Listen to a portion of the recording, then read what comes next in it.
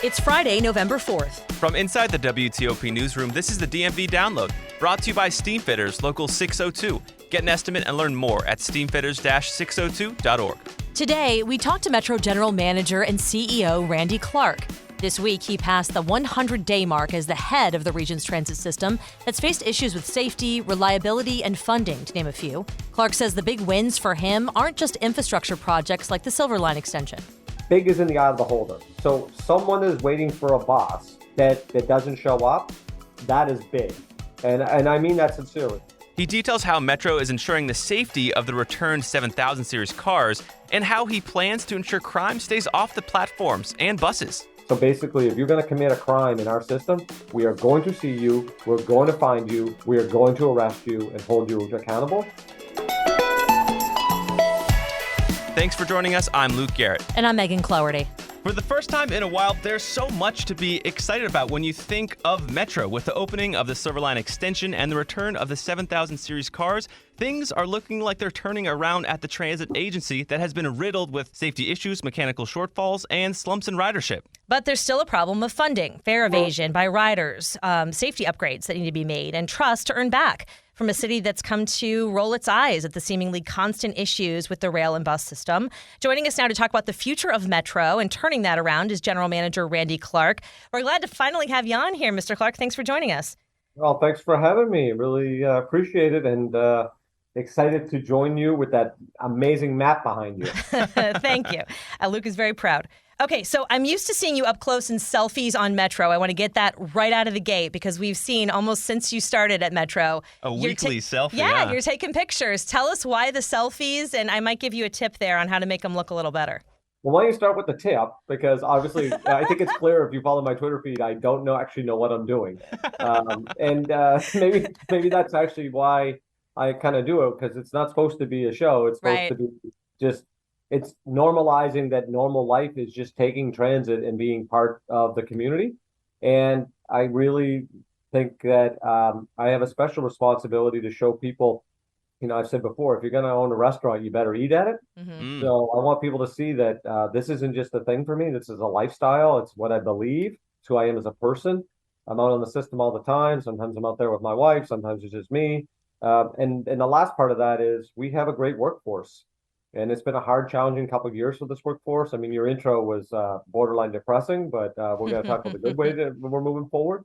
But I think it's really important that I'm hands-on and the staff sees me as another colleague that is out there trying to move our organization forward. So I really appreciate them, and I'll be unapologetic highlighting the good work our staff does to the community. And how are you feeling, more than 100 days in? There's so much that's happened. How are you? I'm overall good. It's funny. Wednesday I woke up, it was 100 days. There's moments where it feels like it's 2 weeks, and there's moments it feels like 20 years, right? And so both of those are good in some ways. One, I'm motivated every day. I'm excited. I really appreciate this privilege and opportunity to have this role, but I'm also cognizant that, we have a hard job to do right now, because there is your intro. There are a fair amount of issues, especially were a fair amount of issues, and the trust and credibility of the community is really important to me.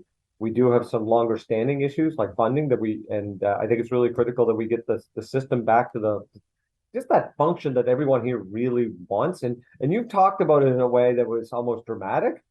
And I don't know how else to describe this, but I recorded on this before. I want to make Metro like really boring, because that means it's really good, right? You should just be able to go on your train and bus and don't worry about it. And then the only stuff we really talk about are these like big, like a Silver Line or a big electric bus garage, those things. But the service should be boring, because that means it's great.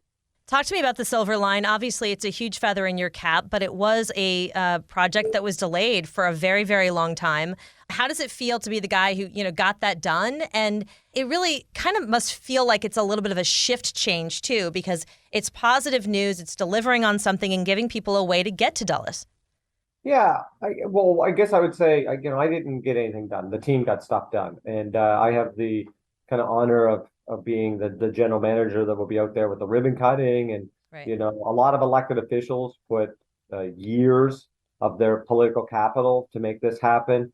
The taxpayers put billions of dollars of their tax dollars into making this happen. So, I feel fortunate to be the GM at the time to open this. But it goes to show that the partnership, these things are complex. Obviously, it took a lot longer than people would want it to take for a variety of reasons. And I don't worry about the past, about the future. But I think there's a lot of really happy people around the region that this thing's finally coming together. And we look forward on November 15th to welcoming people to, we're going to connect what arguably one of the most important airports on the East Coast, and then the whole Ashburn Station in Loudoun County just exploding with growth. Right. So, that's what we do, right? We connect people to opportunity, possibilities, and that part is what excites me. We get caught up in the projects all the time in transit and like kind of wonky in government. It's why we do stuff that matters, not the actual thing. And I know a few people who, really want to be in that first train. Do you know when that is on November 15th by chance? So we're going to have some information coming on that. Might even be later today. If not, it'll be Monday when that posts. We're just wrapping up some final details. And we're thinking through some creative ways to have the community be part of that. So, we'll have our traditional event with a lot of, really, VIPs and ribbons and all the other part. But we also are trying to create a way to have, people that are, if you will, customers, but also Metro fans. Luke, you probably could fit into that category again with your do the map reference, but people that really understand the symbolic influence that Metro has in the region and want to be part of that celebration. I'm trying to do everything I can to really build the sense that, listen, this is a community asset. That's why we're using the phrase "it's your Metro," because it really is. It's the communities. We have the this privilege of being the stewards right now and managing, but this is it's a generational asset that we should be really proud of, all of them. Going to the 7000 series trains, we've seen a lot of people coming back to Metro, coming back to commuting, especially on the roads too. Like certain days of the week, whether it's 2 or 3 days in the middle of the week, have just been packed. I know the Red Line, there's been a lot of concern there that it's really more tight than it should be. I wanted to get to the Metro Rail Safety Commission's safety considerations and have you address steps that we're going to take to get the 7000 series fully deployed onto the lines again. But can you talk a little bit about what is still outstanding for the 7000 series, what the rail system has to do to make sure when we get on this, we have the peace of mind that they are safe? Yeah, well, again, I'm out using the system all the time. So, we have an organization full of human beings. So we then will naturally, from time to time, have an issue, right? Just like every organization on planet Earth. Our job is to provide the greatest amount of training, high quality training, the greatest amount of maintenance. And, I'm trying to build a transparency culture that it's okay if something's wrong as long as we put up our hand, because that's way how you can grow and do continuous improvement. I think the 7Ks is a good case study of how this organization could actually transition to being more of that culture. So, when I had the opportunity to start as general manager, I think we were running 8 trains. I think it might have been up to 8, and we were measuring every day. And we really didn't have a path forward. So what I'm really proud of is, and the team came together and we put together a path forward. And I don't think anyone thought that one day we're turning the spigot and all these trains were going to run. And, right. and I didn't want that, because we need to be metered and cautious and do it in a really deliberate way that ensures safety. And I'm really, really proud of how the team has worked that. The WMSE is our partner. Obviously, they have the same outcome as us in mind. We want to all run the safest possible system. So I appreciate their collaboration where we got. So now, I think today I just saw we're at 24, 26 7K trains out in the system. We have a whole process now. We're still measuring wheels right now at every 4 days. The industry standard is the lowest I've ever heard of is 30 days. Most places it's actually closer to like 60 days. And some places don't even do it at all. Because of the way those types of systems work. So eventually we'll have to move past 4, but we got to do it again. Very metered, very cautious. We're looking at some automated technology by the spring that will probably help that process as well. But we have a plan. We're measuring every 4 days. Then we're going to move to running at all lines, because right now we have kind of 2 subfleets in different parts of the network. Then we want to move to like a 7-day frequency. Again, assuming the data all supports that. Again, right. That's all but the data right now, we think that is the case. We haven't seen an example of not being the case.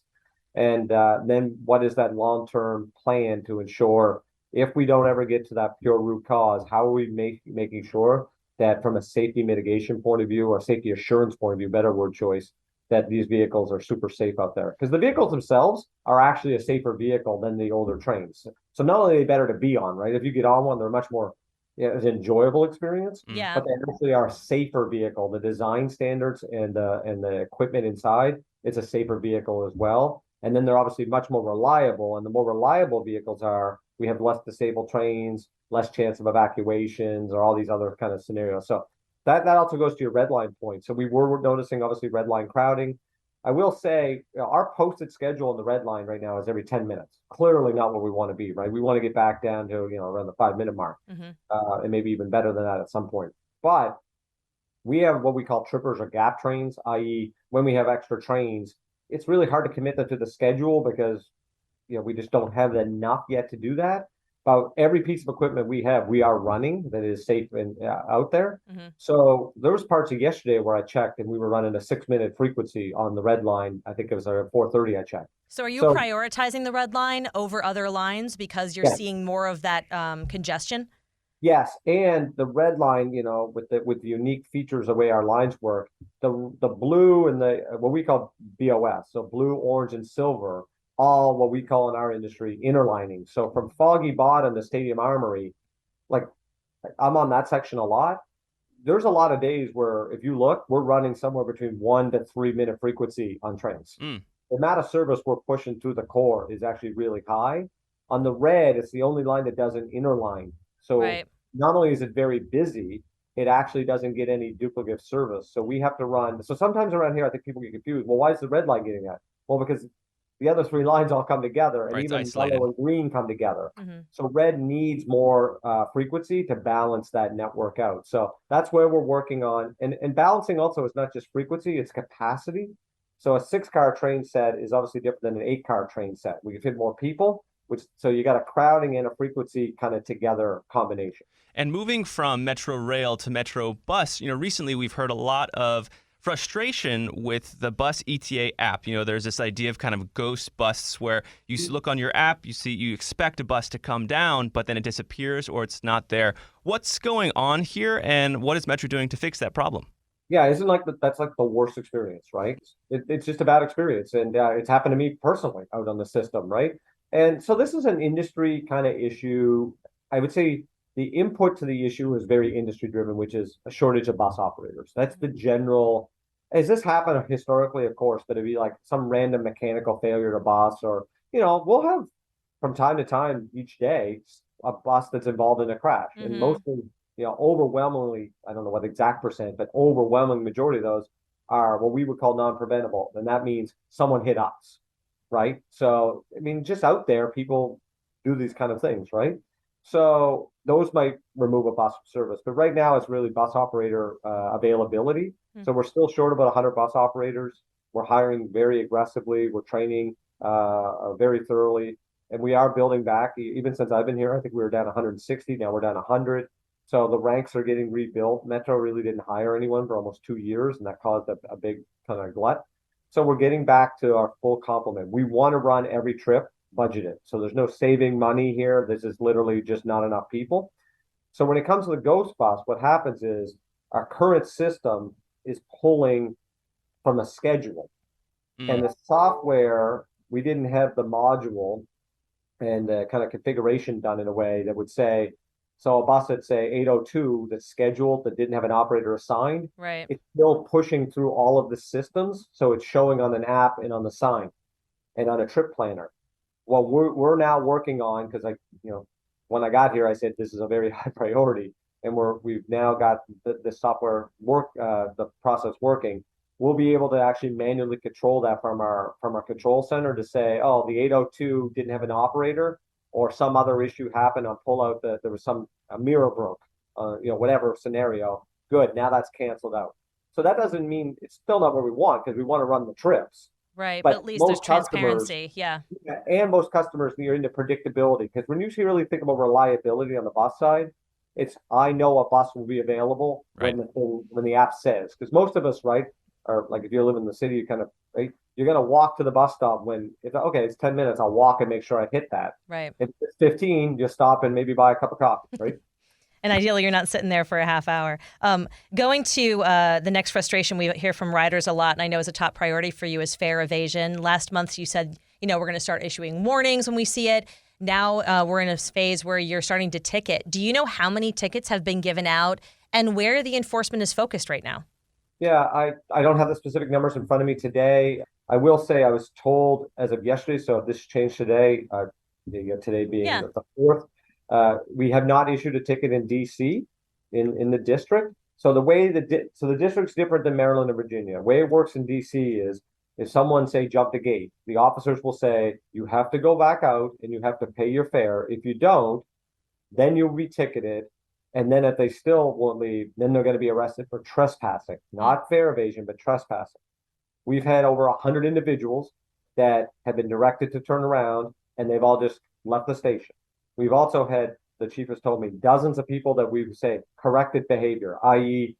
they were around the gate and then they were, an officer engaged them and then they actually tapped their pass and went about their day. So, and then we've had some people walk down to the escalators, see the officers, and immediately turn around. That last group is probably a group that, some people think there might be an inference there to other criminal behavior. So, all we're trying to do is say our current system model is there is fare as part of the system. A lot of people want free fare, zero fare. That's a long-term policy discussion the region should make, because I try to keep telling everyone nothing in this world is free. Right. That's a tax and policy decision.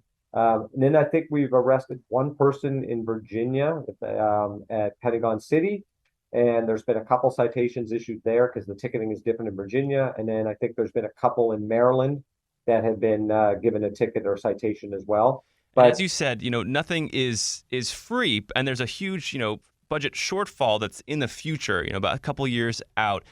There have been discussions about fare increases at the last, board meeting. Where do you stand on fare increases, across Metro Bus and Metro Rail? Yeah, well, first of all, it's not Randy Clarke's transit system, so that's not my ultimate decision. But we are trying to bring a lot of optionality to the board. And one thing that, we're taking a little pride on is I think historically there's been this trust credibility factor, and a lot of that's brought on by transparency. So what I've done really deliberately with our team is talking about these topics early and often. So we started that way back in September, showing this type of material, trying to bring the public conversation forward in a much more direct way than, behind the scenes. And I think that's actually really healthy for us, not democratically. It leads to better policy making and more people feel engaged. So we've talked about low income fare product and what that might look like. We talked about different fare models, zone versus flat. The reality is a lot of those have other either Title VI legal challenges or other complications.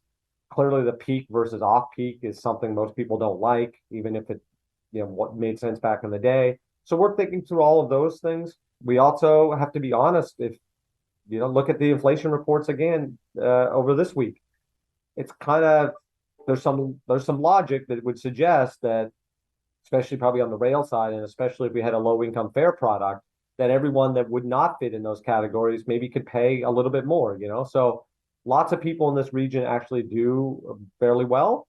And I think there's some legitimate conversation about, 5 or 10% fare increase like everything else in society for people that can afford it. And especially if that would provide a more reasonable ability for low income people or others to maybe have reduced fare.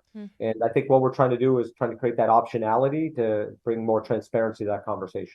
And do you think Metro would more likely increase fares than reduce service? I think the big fact we got to be honest with, neither one solved the budget problem. Like they matter, but they don't move the needle to the level that the public. So to move the needle on fare increases to actually close next year's budget, we would have to, quadruple or 10 times fare. And we showed that to do it by service cuts, they're like 30% service cuts or something of that nature. And we'd have to lay off like 15 or 1,800 people. I can't remember the exact slide in front of me. But it wouldn't work. No, it's so our job, that's like saying if there's not enough budget for a school system, we're just going to cut all the teachers and close the school, right? So sooner or later, we're going to have to just acknowledge that these are public goods, and we as a society are going to have to figure out what we want Metro to be, not what Metro was. I'm actually really excited about the future of Metro. The commuter patterns are going to totally change. We are a growing region. We're super robust. There's tons of economic growth happening around here. We're going to get different travel patterns. And so I want people at 7 o'clock at night to use Metro, and I want people at 7 o'clock in the morning to use Metro. I want Tuesday afternoons to be busy, and I want Saturday afternoons to be busy. And if visitors show up here at an airport, they should never think of renting a car. And if you're going out to have a drink at night, you should be able to take Metro. And if you work concessions at a Nats game, you should be able to get home after a game. Right. And if you get HUD, on Tuesday morning, you should be able to get there. That's what I think we're on the verge of thinking through a new Metro to excite the region. That's where I'm focused. And to your point, to have like those, traveling at different times, you want to make sure that the system is safe. I think generally people think the system is safe, but of course, any transit agency is going to have petty theft, small kind of crime, sometimes assault on Metro. What are you doing to make it a safer system? Is fare evasion patrolling a little bit a part of that Metro Transit Police has a presence now, but should officers be walking the trains? Should they be on the platforms as opposed to just having the operator at the kiosks? Sure. Not only should they are.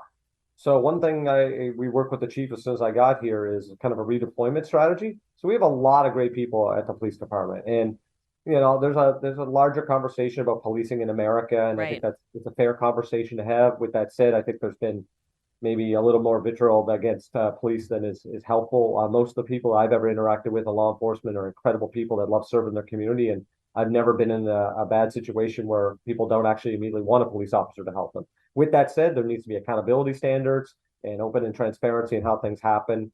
So put all that together. The chief and I worked really closely with our new COO deployment plan. We have officers actually going from train to train. We have sometimes 2 or 3 will go on a platform, then wait for the next train and go on. Bus hubs are getting a lot more engaged. They're out there very extensively. Fare enforcement, there's obviously more visibility around that too, but it's all had to be out there, engaging people, showing a presence. Crime in our region. Just this morning there was another double homicide. I think that was in Prince George's. We have a gun violence epidemic in this country, and unfortunately, transit systems, especially a great system like ours, we are so extensive into our community that by nature, because we're just a part of the community, we are very safe from general societal crime. If you look at like the volume of people that are interacting compared to say municipal numbers. With that said, we are so integrated the community. Naturally, there's going to be spillover from this type of level of violence that we are seeing in America. And but again, we're working on that. And I think the 3 ways I'd highlight that: one, compassion. We've hired or in the process of hiring crisis intervention specialists, people that can go out and there's people with significant mental illness in our community or long-term homelessness that are needing public spaces like ours to kind of be safe. We are hiring people to go out and actually engage those people directly on our system to try to connect them to social services or family to not only just quote unquote get them out of our system, but actually from a humane way help them readjust and hopefully help their lives. Yeah. And I'm really proud of that. There's only a couple agencies in the country that have done that. I did that in Austin and took that here. We have cameras. We have an extensive camera system. We're going to do more of that, and we're going to be more visible with our camera system. So basically, if you're going to commit a crime in our system, we are going to see you. We're going to find you. We are going to arrest you and hold you accountable. And then the last one is cops. And the idea is we are going to have people on patrol, community oriented, but if you do something wrong, they're going to be there. So yeah. So with that guy, I'm actually getting told I gotta. I think you got me over 20 minutes. I know. I just want to ask you one more thing, which I think they'll like this question is, and then we'll wrap it up here. Is do you have any big announcements like on the horizon? What's your next thing that you want to get accomplished?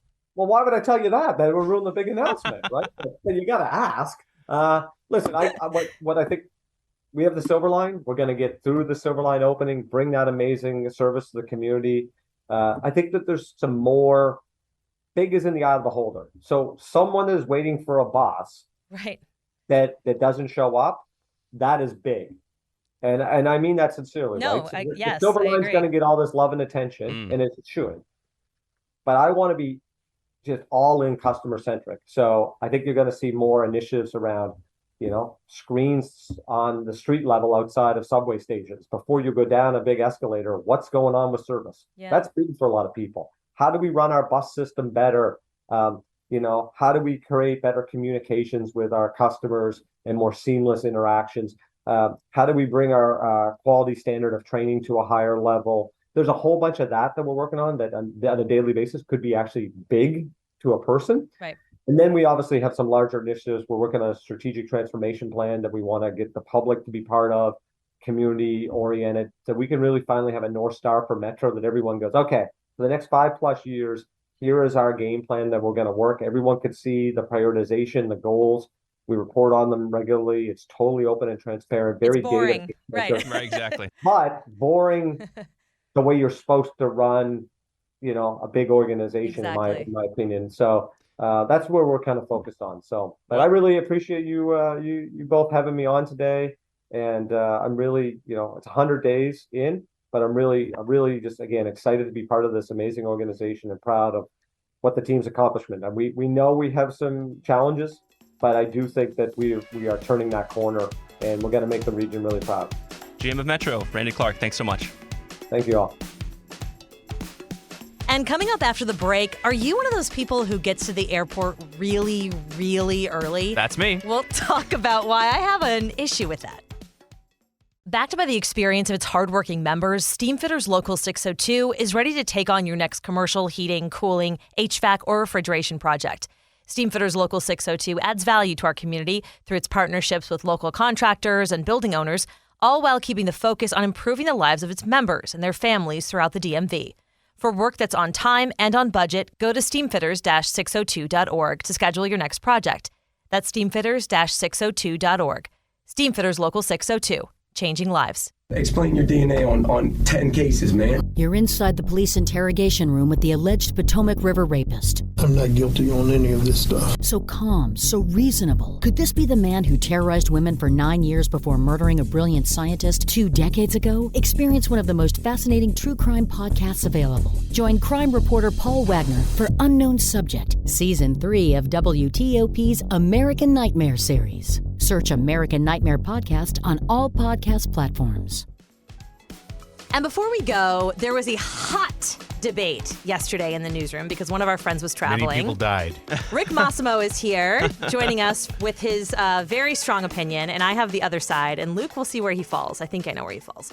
The discussion was over when you get to the airport. Are you like a super early person or are you a last minute person? Rick, take it away. Well, of course, I don't think I'm an early person. I think it's correct to aim to show up roughly 2 hours before a domestic flight. A domestic flight? Yes. What are you doing? You're reading a book. Why? You're reading a book. You're sitting in the... You're checked in. You're already checked in. You're sitting in the You're- comfortable chair near the gate. No, you're not. You're looking out the window. You're drinking coffee. You're reading a book. That's the worst case scenario. And that's if nothing goes wrong. That's if you don't pop a tire. That's if you don't go to the long-term parking at BWI and find it's full and you got to turn around and go back. All right. All these things that can You're go wrong. sitting in the comfort of the airport, and what you're not doing is you're not sweating, knuckles white on the steering wheel, So here's the thing. stressing Thank you. out I about think it might catching be the a- flight. That's what you're not doing. I think it might be a personality thing because I don't get that stressed when I'm late. I think because I'm always late. But what if you missed your flight? I don't miss my flights. I just get there like You missed a flight. I've missed a couple, but You have like missed a I've flown a lot. But I've never missed an That's not true. I missed an international flight. Oof. See? Well, I think we're learning something here. Yeah. But Well, one of us is. This is a bad way to start my argument. I guess to me, especially because you can check in online. What is the like? Okay, so I'm there. But what if the security line What's is really the long? point of getting there so The security early? line could be really long. The thing is, what I have found disturbing about the disturbing attitude I've learned in this That exists. in this discussion. I mean, I don't love airports, but the things that people will put themselves through to not be in one a half an hour longer than strictly necessary, like they're not that bad. Yeah, Right, I guess so. that's true. The most convincing thing that you said yesterday was about time. Time is power. The reason people don't like traveling, the reason people get stressed out about traveling is because you have no control over anything. The only thing you have control over is having the ability to say, oh, a delay? Well, I got time. I left early. I'm sitting in traffic in the airport, but I'm I've still got like 2 hours before my flight. Yeah. Oh, a long security line? I got time. That's fine. In fact, you know what, lady? You look pretty stressed. When does your... That's me. When does your... Yeah, in fact, Megan, you look pretty stressed.